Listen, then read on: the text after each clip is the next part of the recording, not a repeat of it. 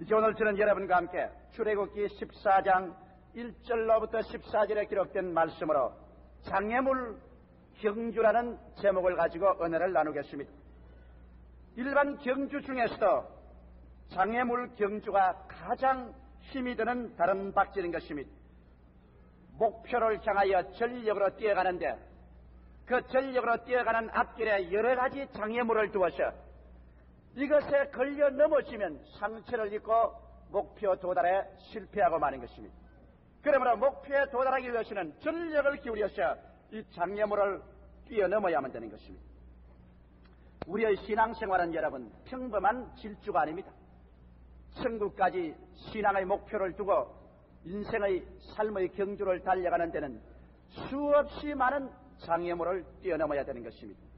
믿지 않은 사람은 꽤 장애물을 잘 뛰어넘었다고 생각할지라도 최후의 장애물인 죽음과 절망의 장애물에 부딪히면 그의 모든 경주는 목표에 도달하지 못하고 산산조각이 나고 마는 것입니다. 아무리 신앙하지 않은 사람이 큰 소리를 한다고 할지라도 최후에 놓인 장애물, 죄책과 정죄의 장애물, 허무와 무의미의 장애물, 죽음과 무의 장애물이 그들의 마지막을 가리울 때 거기에서 걸려서 낭패를 당하지 않은 사람은 한 사람도 없습니다. 그 장애물에 걸리면 그의 모든 일생은 물거품으로 변화되어 버리고 말고 안개와 같이 사라져 버리고 말고 쓰러지는 것입니다.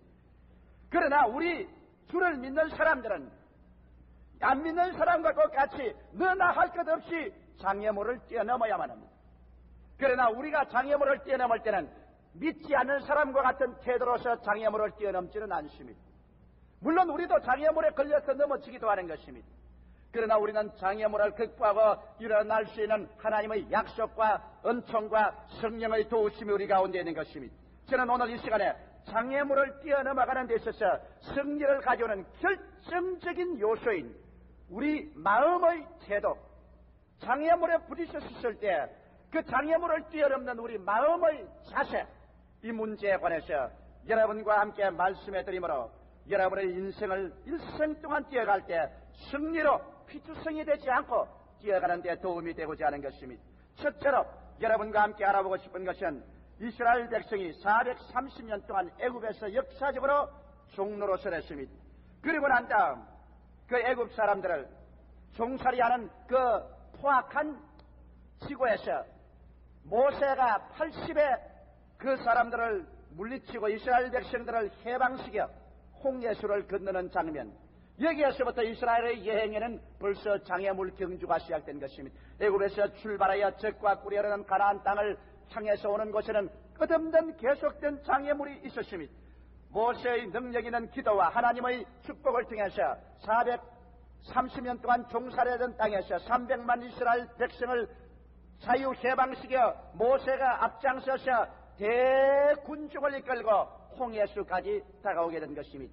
이스라엘 백성이 홍해수에 와서 그들이 정말 어려운 장애물에 부딪히고 마는 것입니다. 왜냐하면 그들과 시내 사막으로 들어가는 길 가운데는 홍해의 바닷물이 출렁거리고 넘실거리고 있었습니다. 인간적인 수학적인 계산이나 이성이나 경험을 통해서는 홍해수를 헤엄쳐 건너갈 수도 없는 일이요, 그를 건너게 할 뗏목도 없고 다리도 없고 배도 없었습니다. 그들은 그 해변가에서 장사진을 치고 있는데 갑자기 일진 태풍이 불어오는 것 같이 요란스럽게 뒤를 돌아보니까 애굽의 대군대가 총동을 해서 이스라엘 백성을 전멸시켜버리든지 그렇지 않으면 도로 포로로 잡아가기 위해서 그들은 진군해 오는 것입니다. 이스라엘 백성들은 동안해진 쥐와 같이 되고 마는 것입니다. 앞에는 장이란 홍해수요, 뒤에는 애굽의 대군대가 완전 무장을 해서 총돌격으로 다가오는 것입니다. 이와 같은 장면에 처해서 이스라엘 백성은 헤어날 수 없는 장애물에 부딪힌 것입니다. 여러분과 저의 신앙도 이와 같은 장애물이 안 온다고는 아무도 보장할 수 없습니다. 우리의 인생살이에 인간의 계산으로서는 아무리 해봐도 이제는 절망의 벽에 부딪혔다고 말할 수밖에 없는 그러한 때가 우리에게 한두 번 아니고 다가오는 것입니다. 이러한 장애물을 어떻게 해서 뛰어넘을 것이냐, 여기에 대한 중대한 삶의 자세와 태도가 있습니다. 이스라엘 백성들은 이와 같은 장면에 도착하자 어떻게 했습니까? 그들은 갈팡질팡 마음에 방향을 잃어버리고 정신없이 외쳤습니다. 그들의 외침이 출애굽기 14장 11절로 12절에 기록되어 있습니다. 그들이 또 모세에게 이르되 애굽에 매장지가 없으므로 당신이 우리를 이끌어내어 이 광야에서 죽게 하느냐? 어찌하여 당신이 우리를 애굽에서 이끌어내어 이같이 우리에게 하느냐? 우리가 애굽에서 당신에게 구한 말이 이것이 아니뇨? 이러기를 우리를 버려두라. 우리가 애굽 사람을 섬길 것이라 하지 아니하였느냐? 애굽 사람을 섬기는 것이 광야에서 죽는 것보다 낫겠노라. 절망에 처한 사람들의 절규에 불과한 것입니다. 사람이 오도 가도 못하게 되면 원망부터 먼저 합니다. 이 사람들은 모세를 보고서 원망을 하고 탄식을 했습니다. 그리고 부르짖었습니다. 완전히 그들의 마음은 부정적인 사고로 꽉 들어찼습니다. 불가능한 사고로 꽉 들어찼습니다. 이제는 죽는 것밖에 남지 않았다고 포기했습니다. 애굽에서 차라리 사는 것이 자유를 얻어서 홍해수가에서 죽는 것보다 나았겠다고 탄식하며 쓰러졌습니다.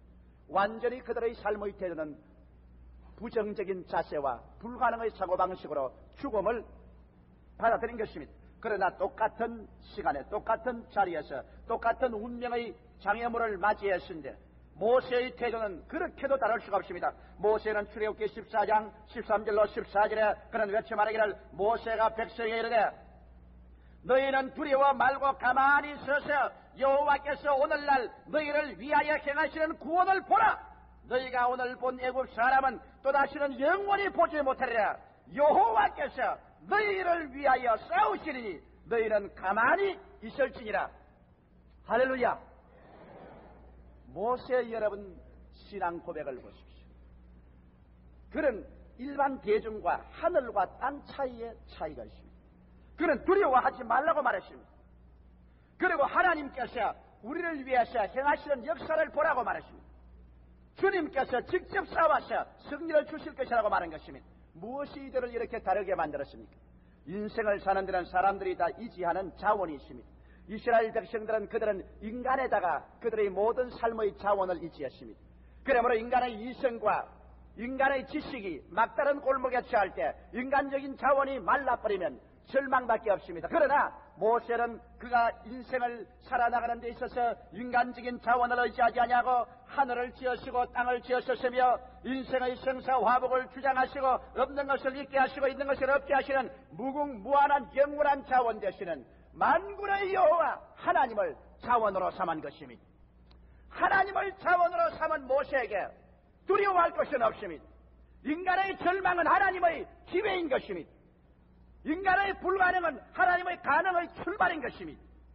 이렇기 때문에 이스라엘 백성이 절망할 때 모세는 절망하지 않으셨습니다. 이스라엘 백성이 울 때 모세는 기도한 것입니다. 이스라엘 백성이 죽는다고 할 때 모세는 산다고 말했습니다. 이스라엘 백성이 패배했다고 말할 때 모세는 승리한다고 말합니다. 이스라엘 백성이 우리는 힘이 미치지 못하다고 말할 때 모세는 하나님께서 우리를 위해서 싸운다고 말했습니다. 자원의 문제입니다. 여러분, 저는 언제나 인생을 살아가면서 어떠한 어려운 문제가 생길 때 나에게 늘 타이르는 것이 있습니다. 저는 인간인지라 제일 먼저 반응이 절망적인 반응을 먼저 합니다. 이스라엘 백성처럼. 그러나 적시로 저는 마음을 가다듬어 이 사람아, 여호와를 자원으로 삼아라. 너 자신을 자원으로 삼는다면 너는 이제 막다른 골목에 처하고 말았다. 그러나 영원한 여호와를 너가 자원으로 삼으면 너에게는 끝없는 가능성이 있다. 믿음과 기도는 운명을 변화시키는 역사를 나타낸다.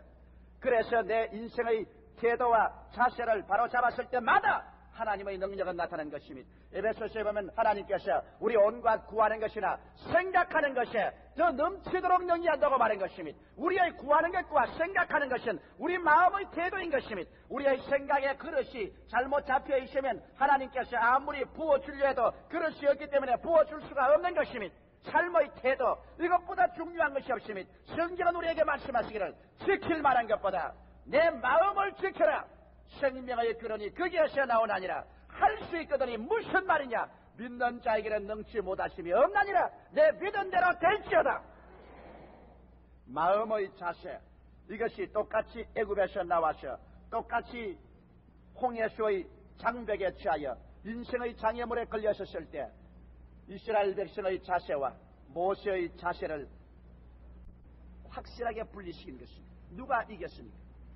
하나님께서 모세에게 축복해 주셔서 즉시로 하나님께서 기적을 하라 하셨습니다. 인생에는 기적이 있습니다. 여러분, 사람이 상상할 수 없는 기적이십니다. 나는 어떤 자매님 한 분이 제게 와서 목사님 나를 모르겠습니까? 난 모르겠습니다. 한때 목사님께서 부산에 오셨을 때 나는 몹시 위궤양이 걸려서 도저히 이제는 살아갈 수 있는 가능성이 없을 정도로 몸이 아팠습니다. 그럴 때 목사님이 어느 교회에 와서 한번 설교하시고 나가면서 내 머리 위에 손을 한번 얹어서 기도해주고 나갔는데 그때가 내 인생의 전환기였습니다. 나는 거기에서 깨끗이 나와서 새 사람이 되어 오늘 살아있습니다. 나는 전혀 모르는 사람입니다. 전혀 잊어버렸습니다. 그러나 인생에게는 하나님의 기적이 나타나면 운명을 변화시킬 수 있는 이러한 전기가 우리에게 다가올 수 있는 것입니다. 어떠한 자매님 한 분이 내게 와서 말했습니다. 목사님, 나는 우리 가족들조차 다 죽는다고 내놓은 사람입니다. 아주 죽음의 병에 이르러서 이제는 병원에서도 포기한 사람이었어요. 교회에 올 때 등허리에 얹혀 왔습니다. 두 발로 일어설 수가 없었습니다. 그러나 하루 예배를 마치고 오늘 이 군중 가운데서 죽어가는 사람, 두 발로 서지 못하는 사람, 완전히 다리를 못 서는 사람이 있는데 오늘 이 시간에 나았단 말이 들리자마자 내 마음속에 불기둥 같은 하나님의 역사가 일어나더니만 나는 그때부터 살아서 이렇게 다닙니다. 완전히 절망해서 이제는 새 사람이 되어버렸습니다. 여러분, 인생은 우리가 살겠다고 결심을 하고 올바른 마음의 자세를 가질 때 오늘날 또 하나님은 성령으로 기적을 우리에게 베풀어 주시는 것입니다. 이러한 증거는 수없이 나타내 놓을 수 있는 것입니다. 이래서 하나님께서 모세를 통하여 홍해수를 가르게 하십니다. 홍해수는 갈라졌고 이스라엘 백성은 마른 땅으로 지나서 그들은 노래를 부르고 찬양을 부르며 건너편으로 갔고 애굽 사람은 그것을 시험하다가 물에 빠져 죽은 기사가 있습니다. 그러나 이로써 여러분 이스라엘 백성이 교훈을 배웠나요? 배우지를 않았습니다. 그들이 곧장수로 광야로 들어가서 사흘 길을 걸어가다가 마실 물이 없었습니다. 사흘 동안 물이 없어 목마르다가 그 다음 그들이 어느 호수를 발견해서 가서 물을 마셔보니 물이 썩이 썩어 독이 있는지라 일제히 그들은 또다시 반복해서 인간적인 차원에서 이야기하기 시작한 것입니다. 그들은 또 말했습니다. 출애굽기 15장 24절에 백성이 모세를 대하여 원망하여 가로되 우리가 무엇을 마실까? 왜 이렇게 원망만 하고 삽니까? 패배하는 사람에게 언제나 상표처럼 따라다니는 것이 원망인 것입니다. 그러나 모세는 그 자리에서 원망하지 않았습니다. 모세는 또다시 무궁한 가능성을 가지고 영원한 자원 되시는 하나님을 의지하는 긍정적이고 적극적이고 창조적인 마음의 자세를 취했습니다. 출애굽기 15장 25절에 모세가 여호와께 부르시었더니 여호와께서 그에게 한 나무를 지시하시니 그가 물에 던짐에 물이 달아졌더라고 성경은 말하고 있는 것입니다. 기도하고 하나님을 기대하는 사람에게는 절망적인 상황에서 새로운 해답의 문이 열리게 되는 것입니다. 장애물 경주는 거기에 부딪혀졌을 때 원망하는 사람에게는 철벽성이 되더라도 하나님을 의지하고 기도하는 사람에게는 그 장애물을 뛰어넘어갈 수 있는 하나님의 은총이 임하시게 되는 것입니다. 그러나 비극은 다가오고 말았습니다. 언제나 부정적인 태도를 취하고 인간적인 자원에 이치해서 불가능적인 사고만 하고 있는 이스라엘 백성들에게 하나님은 최후의 심판이 다가오게 된 것입니다. 그들이 광야를 지나 이제 적과 꿀이 흐르는 가나안 땅에 들어가는 가데스 바네아의 국경지대에 도착했습니다. 모세는 12사람의 정탐꾼을 취하여 40일 동안 가나안 땅을 정탐하고 오게 한 것입니다. 40일 동안 가나안 땅을 정탐하고 와서 그들은 회중 앞에 서서 이제 보고를 합니다. 그러나 여러분, 사람이 어떠한 사물을 볼 때 분명히 여러분 똑같은 방향으로 보지 않습니다. 그 마음의 척도에 따라서 사물을 봅니다. 10사람의 정탐꾼은 부정적인 마음의 자세를 가지고 보았습니다. 그러므로 40일 동안 광야를 지나와서 가나안에 들어가서 정탐한 그들의 눈에는 산은 높고 고른 깊고 성은 높고 그곳에 있는 사람들은 키가 구척장신이며 그 땅은 험하고 도저히 들어가서 이길 수 없다는 것으로만 보았습니다. 그들은 적과 꿀이 흐르는 것을 보지 못하셨습니다. 왜? 그들의 마음이 부정적이고 불가능으로 꽉 들어찼기 때문인 것입니다. 그러나 그 중에 두 사람 여호수아와 갈렙은 들어가서 그들은 젖이 흐르고 꿀이 흐르고 아름다운 땅을 보았습니다. 똑같은 사람이 똑같은 장소에서 똑같이 40일을 보았지만은 그들이 본 관점은 마음의 자세에 따라 하늘과 땅 차이로 달라지는 것입니다. 그 사람들이 와서 이스라엘 백성에게 보고를 냈습니다. 여러분 보고를 한번 들어보십시오. 민수기 14장 1절로 4절에 10사람의 정탐꾼이 와서 부정적인 보고를 했습니다. 온 회중이 소리를 높여 부르짖으며 밤새도록 백성이 고가였더라. 이스라엘 자손이 다 모세와 아론을 원망하여 온 회중이 그들에게 이르되 우리가 애굽 땅에서 죽었거나 이 광야에서 죽었다면 좋았을 것을 어찌하여 여호와가 우리를 그 땅으로 인도하여 칼에 망하게 하려 하는고 우리가 처자가 사로잡히리니 애굽으로 돌아가는 것이 낫지 아니하냐. 이에 서로 말하되 우리가 한 장관을 세우고 애굽으로 돌아가자. 이 얼마나 비극적인 상황인 것입니다. 부정적인 사람은 아무도 도와줄 수 없습니다. 그들은 다시 죄악과 저주로 돌아가는 길밖에 없습니다. 그러나 그와 정반대의 여러분 사람 보십시오. 여호수아와 갈렙은 민수기 14장 7절로 9절에 말하기를 이스라엘 자손의 온 회중에게 일러가로되 우리가 두루 다니며 탐지한 땅은 심히 아름다운 땅이라. 여호와께서 우리를 기뻐하시면 우리를 그 땅으로 인도하여 들이시고 그 땅을 우리에게 주시리라. 이는 과연 젖과 꿀이 흐르는 땅이니라. 오직 여호와를 거역하지 말라. 또 그 백성을 두려워하지 말라. 그들은 우리의 밥이라. 그들의 보호자는 그들에게서 떠났고 여호와는 우리와 함께 하시느니라. 그들을 두려워하지 말라. 여기에 여호수아와 갈렙은 창조적인 마음의 자세로서 보았기 때문에 젖과 꿀이 흐르더라. 아름다운 땅이더라. 그들을 두려워하지 마라. 높은 산 깊은 계곡 장대한 거인들 이것은 다 우리의 밥이다. 얼마나 여러분 긍정적인 마음의 자세입니까? 고난이 우리의 밥이라는 것을 나는 여호수아와 갈렙에게서 배웠었습니다. 밥은 왜 줍니까? 먹으라고 줍니다. 많이 먹으면 튼튼해지고 안 먹으면 병듭니다. 여러분도 자식 길러보면 알지요. 자꾸 밥 투정하는 놈 치고 빼빼하지 않은 놈 없고 주는 것마다 잘 먹는 놈 치고 주먹 안 센 놈 없습니다. 여러분께서 인생의 장애물이 다가올 때마다 자꾸 투정을 하는 이것은 병들었다는 증거인 것입니다. 들어오는 것마다 여러분 믿음과 기도로서 받아 먹고 소화를 시켜버리면 여러분은 영혼이 잘됨같이 범사의 잘됨에 강건한 하나님의 생명력을 얻게 되는 것입니다. 이래서 하나님께서는 여기에서 결정을 내려버리고 말한 것입니다. 이스라엘 백성들을 주님께서 다시 광야로 돌이켰습니다. 40년 동안 광야에서 방황해서 부정적인 태도를 취하여 못 들어간 사람이 다 죽어서 광야에서 파묻히게 만들어버렸습니다. 그리고 그 자손들을 여호수아와 갈렙은 살아서 그들을 이끌고 젖과 꿀이 흐르는 가나안 땅으로 들어가게 만들어 주신 것입니다. 삶의 자세와 태도 똑같은 목표를 향하여 걸어가는데 여러분 똑같은 장애물을 당할 때 그 장애물을 인간적인 차원에서 당할 것이냐 하나님을 영원한 차원으로 믿고 하나님 편에 서서 믿음으로 당할 것이냐. 이것은 여러분 인간의 종국적인 운명을 결정하는 사건이 되고 마는 것입니다. 둘째로 제가 이스라엘 백성들의 그 모형이 우리에게 어떠한 오늘 교훈을 주는가 알아보십시다. 인간은 육의 사람과 영의 사람으로 나누어지는 것입니다. 여러분과 나는 바로 여러분과 내 속에 모세도 있고 여호수아도 있고 갈렙도 있음과 동시에 우리의 밖에 육은 또 이스라엘 백성 원망하는 사람 10명의 정탐꾼 같은 사람들이 있습니다. 우리는 육과 영으로 나누어져서 투쟁하는 사람들인 것입니다. 육의 사람은 자연인입니다. 이 자연인은 3차원의 세계 속에서 삽니다. 그는 눈으로 보고 귀로 듣고 코로 냄새 맡고 입으로 맛보고 손으로 만지는 감각적인 세계 속에 사는 사람입니다. 고린도전서 2장 14절에 육에 속한 사람은 하나님의 성령의 일을 받지 아니하나니 저희에게는 미련하게 보이며 또 깨닫지도 못하나니 이런 일들은 영적으로야 분별함이라고 말한 것입니다. 육의 사람은 인간의 이성으로 모든 것을 봅니다. 감각으로 봅니다. 경험 중에서 생활합니다. 이것은 육신을 살아갈 때는 필요한 것입니다.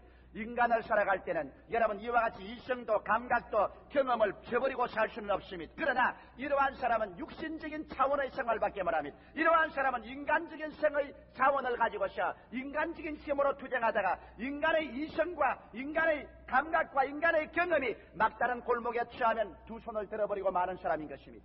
그러나 여기에 영의 사람이 있습니다.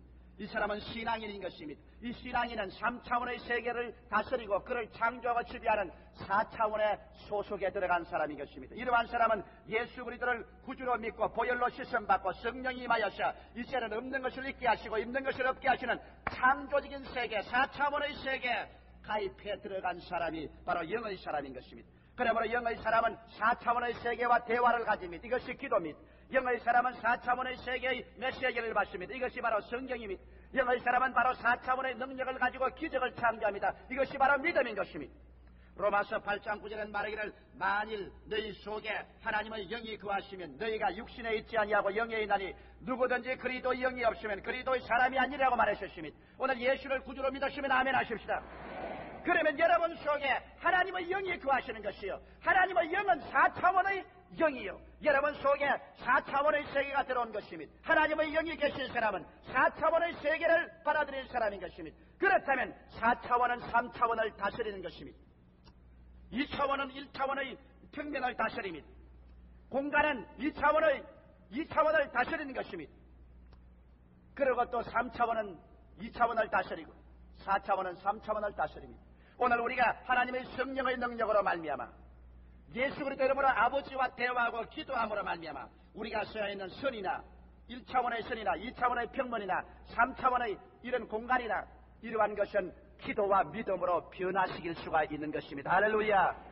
이러기 때문에 우리의 기도는 기적을 가져옵니다. 이러기 때문에 성령이 계신 사람은 인간의 현실적인 물질적인 환경에 지배를 받고 그것으로 말미암아 절망에 처하지 않습니다. 하나님이 같이 계신 사람이 왜 현실 우리 운명을 지배하지 못하는 말인 것입니다. 이러기 때문에 오늘 영적인 사람 4차원의 속에서 사는 사람은 순종과 믿음과 기적으로 사는 생활을 합니다. 인간의 이성과 감각과 경험은 이 세상을 위해서 살게 되어 있지만은 이 세상을 지배하는 것으로서는 순종과 믿음과 기적을 기대하는 삶은 이 세상을 지배하는 것입니다.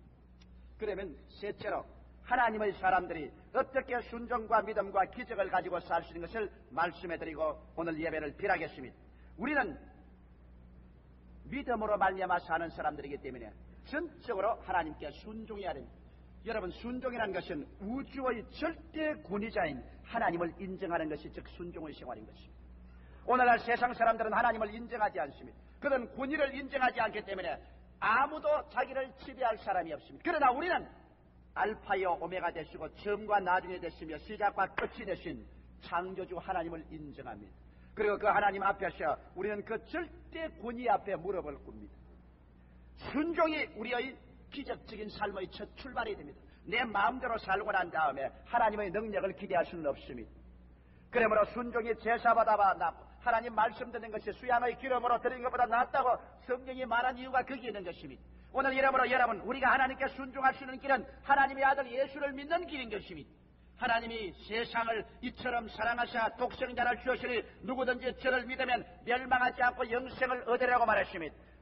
아들이 있는 자에게는 영생이 있고 아들이 없는 자에게는 영생을 보지 못한다고 말했습니다. 예수께서 내가 곧 길이요 진리요 생명이니 나로 말미암지 않고는 아버지께로 올 자가 없다고 말했습니다. 이러므로 우리는 하나님의 명령에 순종해서 그 권위를 우리 생애 속에 인정할 때 우리는 하나님 앞에 기적적인 삶을 살 수 있는 시작이 되는 것입니다. 그 다음 우리는 믿음으로 말미암아 살아야만 되는 것입니다. 신령한 하나님의 사람들은 믿음으로 삽니다. 사람이 보는 것으로 행하지 않고 믿음으로 행합니다. 나의 의인은 믿음으로 말미암아 살리라. 뒤로 물러가면 내 마음이 저를 기뻐하지 아니하리라고 말한 것입니다. 인간의 이성과 감각과 경험이 막다른 골목에 처해서도 우리는 하나님의 말씀 위에 서는 것입니다. 믿음이란 마음대로 믿는 것 아닙니다. 믿음이란 하나님의 말씀의 고리에다가 잡아매어야 믿음이 생기는 것입니다. 창세기부터 요한계시록까지 하나님의 약속의 말씀을 연구하고 설교를 듣고 깨달아서 약속의 말씀을 마음속에 받아들여 말씀에 믿음을 묶을 때 기적이 생겨나는 것입니다. 성경은 말하기를 로마서 10장 11절에 믿음은 들음에서 나며 들음은 그리스도의 말씀으로 말미암았다고 한 것입니다. 오늘 그러므로 하나님 말씀을 공부하십시오. 설교를 들으십시오. 주의 말씀의 약속을 받아들이십시오. 그래서 약속이 있으면 눈에는 아무 증거 안 보이고 귀에는 아무 소리 들리지 아니하고 손에는 잡히는 것 없고 내 앞길 칠흑같이 어두워 절망이 바닷물같이 소용돌이쳐도 믿습니다. 말씀 위에 서서 나갈 때 말씀은 여러분에게 하나님의 능력을 나타내 주시는 것입니다. 이러기 때문에 우리에게 소망이 있습니다. 이 성경에는 무려 32,500가지의 약속이 기록되어 있습니다. 약속이 있기 때문에 우리에게는 소망이 있습니다. 우리는 절망할 수 없습니다. 환경이 어떻게 되더라도 우리는 절망할 수 없는 것은 환경을 변화시키고 창조하는 하나님의 말씀을 가지고 있기 때문인 것입니다. 왜? 하나님은 말씀으로 하늘과 땅을 지었기 때문인 것입니다. 그 동일한 말씀을 오늘 우리에게 성경의 기록에서 주었기 때문에 이 말씀을 받아들여서 이 말씀 위에 서서 말씀을 부여잡고 환경에 좌우하지 않은 사람은 말씀대로 그런 기적을 체험하게 되는 것입니다. 그 다음 하나님의 사람들은 기적을 기대하는 사람들인 것입니다. 나는 매일같이 아침에 일어나면 말합니다. 하나님, 오늘 내게 기적이 일어날 것을 기대합니다. 나는 어려운 문제가 닥치면 아버지여, 아버지께서 기적을 행할 수 있는 기회라고 하십니다. 그렇게 외칩니다. 인간의 정상적인 사고에 하나님께서 내려오셔서 간이야기 시작하시면 인간으로서 해석할 수 없기 때문에 기적이라고 말하는 것입니다. 오늘날 기적은 우리 가운데 넘치게 있습니다. 적어도 순복음 중앙교회 출석한 여러분들은 여러분께서 수없이 많은 기적들을 눈으로 보고 체험하고 또 응답을 받았을 것입니다. 우리 하나님께서 오늘날 또 우리 가운데서 기적을 행합니다. 그러므로 우리가 인생을 살아갈 때 우리의 인생의 다름질에 장애물이 다가와서 일반적인 사람이 이성으로나 감각으로나 체험으로 이제 뛰어넘을 수 없을 때 우리는 하나님에 대한 순종과 말씀에 대한 믿음과 기적을 기대함으로 말미암아 홍해수는 갈라지고 쓴 물은 갈아지고 만나는 임하고 바위는 터져서 물이 나오고 적군은 물러가고 젖과 꿀이 흐르는 땅으로 건너갈 수 있는 기적적인 능력의 다름질을 할 수가 있게 되는 것입니다. 할렐루야. 주를 믿는 사람들은 장애물을 두려워해서는 안 됩니다.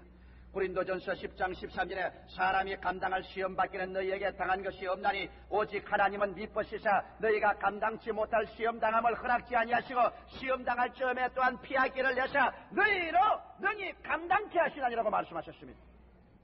우리는 순종과 믿음과 기적을 통하여 장애물을 극복하고 더욱 크게 성장하게 됩니다.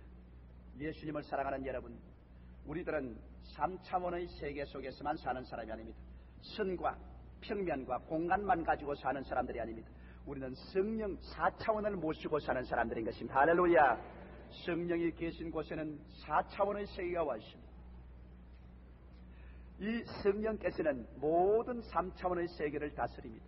보십시오. 선이 모이면 평면이 되지 않습니다. 평면은 2차원의 세계는 1차원 선을 다스립니다. 또 이러한 평면이 착착 채워지면 여러분 공간이 되지 않습니까? 입체가. 그러므로 이 입체 속에는 평면이 들어있습니다.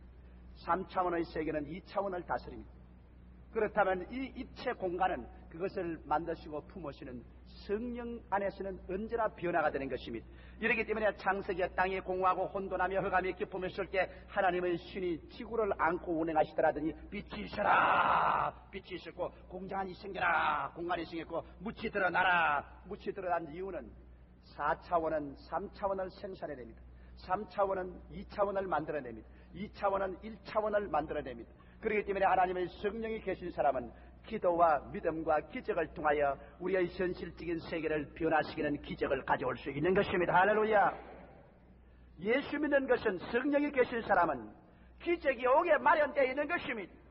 환경을 변화시키게 되어 있는 것입니다. 믿음과 기도는 운명을 변화시킵니다. 이러므로 우리의 신앙은 위대합니다. 우리 기독교의 신앙은 멸하지 않습니다. 우리 기독교 신앙은 창조하고 생산합니다. 왜? 창조와 생산의 영 성령이 오늘 우리 마음에 와 있고 이 가운데 와 있고 우리 가운데 운행하기 때문인 것입니다. 할렐루야. 하나님은 살아계십니다. 이제 우리는 또다시 오늘 이 예배를 마치고 인생의 경주를 계속해야 됩니다. 혹은 사업상의 애로를, 가정상의 애로를, 육신의 질병을, 마음의 슬픔을, 장애물을 뛰어넘어야 되는 것입니다. 이제 여러분 뛰어넘을 때 이스라엘 백성과 같은 마음의 자세로 뛰어넘지 말고 순종과 믿음과 기적을 가지고서 성령의 능력을 의지하고 할 수 있거든이 무슨 말이냐, 믿는 자에게는 능치 못하심이 없나니라는 태도로서 뛰기 시작하십시오. 기이하게 여러분은 세월이 흐르고 뒤를 돌아보면 얼마나 많은 장애물을 상상할 수 없는 능력으로 뛰어넘어서 왔다는 것을 알게 되실 것입니다. 다 같이 고개 숙여주시기 바랍니다. 거룩하신 아버지 하나님이시여, 주님의 성령께서 오늘 이 자리에 같이 계심을 감사하옵나이다. 모든 우리의 인생 물질과 운명을 변화시키고 창조할 수 있는 위대한 능력을 가지고 우리 가운데 계신 하나님의 성령이시여, 오늘 우리 마음의 어리석음을 밝혀주시옵소서. 우리의 둔하고 둔함을 깨닫게 하여 주시옵소서. 인생은 원래 아버지 물질적인 세계 속에서 살도록 만들어지지 않아 창조적인 세계 속에서 살도록 만들어진 것을 깨닫게 하여 주시옵소서.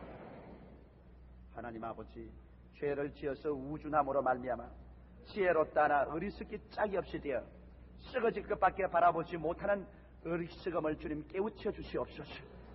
말씀으로 깨우쳐 주셔서 오늘 이 시간에 하나님의 아들 예수 그리스도를 구주로 모시게 하여 주시옵시고, 그 보혈로 죄 씻음을 받고 하나님이여 구원을 얻어서 영생의 성령이 마음속에 들어와 기도와 믿음으로 운명을 변화시키는 창조의 세계 속에 들어가게 하여 주시옵소서. 아버지, 우리는 이깁니다. 우리는 치료함을 받습니다. 우리는 구원을 얻습니다. 우리에게는 응답이 옵니다. 하나님을 사랑하는 자 곧 그 뜻대로 부르심을 입은 자들에게는 모든 일이 합동하여 선을 이루게 됩니다. 장애물을 만나서 이스라엘 백성들 같이 울붓고 부르짖고 부정적이고 불가능의 사고방식으로 아버지 탄식하다가 멸망하지 말고 모세와 같이 요수아와 같이 갈렙과 같이 긍정적이고 적극적이며 창조적이며 믿음의 자세와 승리적인 마음의 태도를 가지고 성령의 능력과 말씀에 의지하여 내 아버지 순종과 믿음과 기적을 가져오게 하여 주시옵소서. 예수님 이름으로 기원하옵나이다. 아멘. 잠시 동안 고개 숙이시기 바랍니다. 오늘 이 시간에 여러분 운명을 변화시키기를 원하십니까? 하나님의 성령께서 여러분 마음을 찾고 있습니다. 이미 그리스도를 모신 여러분은 인간으로 형용할 수 없는 위대한 세계 속에 있습니다. 여러분이 생각하는 것보다는 더 놀라운 권능의 세계 속에 지금 들어와 있습니다. 그러나 아직 예수를 믿지 않은 사람은 불운관 장래에 여러분 그리스도를 믿지 않으면 마지막 장애물에 걸려서 피투성이가 되어 버림받고 말 것입니다. 사람이 한번 나서 죽는 것은 정한이지어 죽고 난 다음에는 심판이 있습니다. 너희 인생이 무엇이냐? 잠시 있다 사라지는 안개니라. 모든 인생은 풀과 같고 그 영화는 풀의 꽃과 같다. 풀은 시들고 꽃은 떨어지고 맙니다. 예수 그리스도께서 우리를 구원하기 위해서 하나님으로서 육신을 쓰고 오셔서 십자가에 못 박여 피 흘려 죽으셨다 부활하심으로 그 피값으로 죄 용서함 받고 부활의 능력으로 우리는 영원한 생명을 얻습니다. 죄를 지었음에도 불구하고 못났음에도 불구하고 버림을 받아야 마땅함에도 불구하고 수고하고 무거운 짐진 자들은 다 내게로 오라. 내가 너희를 편히 쉬게 하겠다고 주께서 말씀하고 있습니다. 지금이 여러분의 기회입니다. 성령께서 여러분 마음문을 두드릴 때가 기회인 것입니다. 나는 아직 예수 믿지 않습니다. 믿다가 타락하시나 돌아오기를 원하니 나를 위해서 기도해 주십시오 하시는 분은 그 자리에 일어나 주시기 바랍니다. 어느 처소에 있어도 좋습니다. 지금이 여러분의 기회인 것입니다. 내일이면 늦을 것입니다. 다시는 하나님이 안 부를지 모릅니다. 지금이 하나님의 부르심이 여러분에게 미쳤습니다. 마음에 하나님의 성령이 양심을 문을 두들길 때, 이때가 오늘 여러분 영원한 인생의 변화를 받고 구원을 얻는 기회가 되는 것입니다. 주님께서 부르실 때 이 기회를 놓치지 마십시오. 하나님께서 여러분을 찾고 계십니다. 저 텔레비전에 있는 여러분도 제가 모니터를 통해서 여러분을 보고 있습니다. 여러분 그 자리에서 마음의 결정을 내리시면 그 자리에서 일어나시기 바랍니다. 고맙습니다. 몇 사람이 일어나 있는 것을 감사합니다. 오늘 이 시간에 예수를 믿고 새로운 생명 속에 들어가기를 원하시는 분은 가슴에 손을 얹으시기 바랍니다. 그리고 제가 기도하는 이 기도에 뜨겁게 따라해 주시기 바랍니다. 이는 신앙 고백입니다. 사람이 마음에 믿어 이에 이르고 입으로 시인하면 구원에 이릅니다. 여러분 이 신실한 신앙 고백이 오늘 여러분으로 하여금 하나님의 백성이 되고 영생을 얻게 하고 그리스도의 사람이 되게 만들어주는 것입니다. 따라 기도해 주시기 바랍니다. 사랑하시는 아버지, 저는 죄인입니다. 어디에서 와서 어디로 가며 무엇 때문에 사는지 알지 못하고 방황했습니다. 이 시간에 하나님의 부르심을 받고 빈손 들고 섰습니다. 예수님의 십자가 보혈로 저를 씻어주시옵소서. 저를 위하여 죽으시고 저를 위하여 부활하신 예수 그리스도를 구주로 모셔드립니다. 사랑하시는 예수님, 저를 점령하여 주시고 영원토록 인도하여 주옵소서. 기도와 믿음을 통하여 삶과 운명을 변화시킬 수 있는 기적적인 삶을 살게 하옵소서. 저를 구원해 주시니 감사합니다. 예수님 이름으로 기도합니다. 아멘. 그대로 서 계시기 바랍니다. 살아계신 아버지여, 우리 형제 자매들이 주님 앞에 결정을 내리고 일어나셔 예수 그리스도를 구주로 모셔드리게 되었습니다. 한 사람도 이 가운데서 낙오자가 없게 되게 도와주시옵시고 예수님의 사랑과 은혜 속에 굳세게 서서 이 땅을 승리롭게 살다가 장애물을 뛰어넘고 뛰어넘는 승리 속에 있다가 주님 오시는 날에 천국에 들어가지 못하는 사람이 한 사람도 없게 만들어 주시옵소서. 예수 그리스도 이름으로 축복하고 기도드리옵나이다. 아멘.